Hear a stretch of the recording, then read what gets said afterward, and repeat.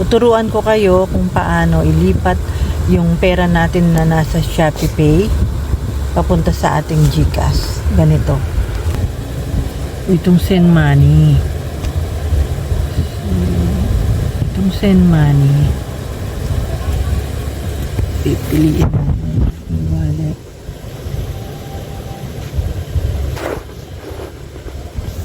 GCash. Ito pala.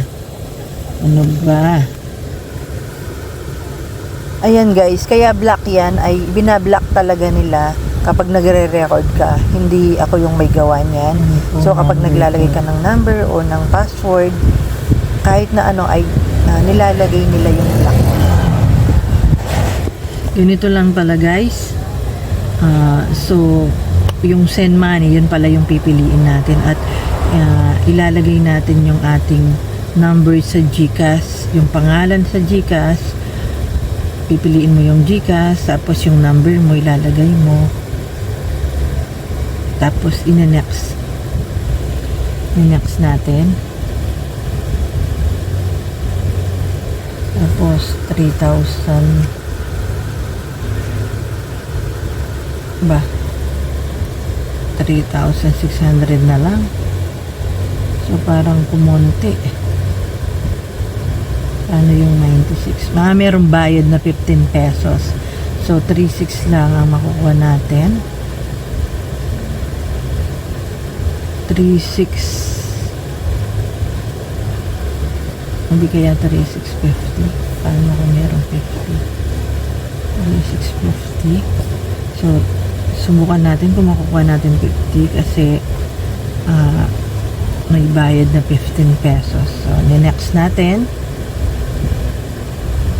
Kasi kapag ayaw yan, ayaw niya yung tinatransfer mong pera, babawasan mo nung. Yan, send money now. Tapos,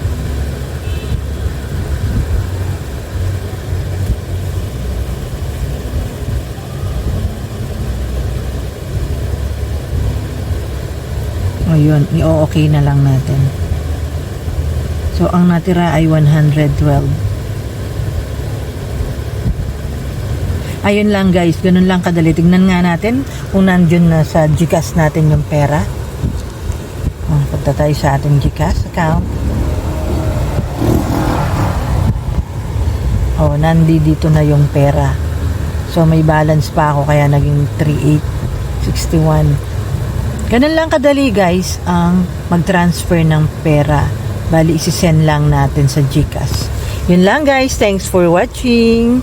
Sa mga hindi pa nakakapag-subscribe sa aking channel, paki-subscribe naman. Thanks for watching ulit.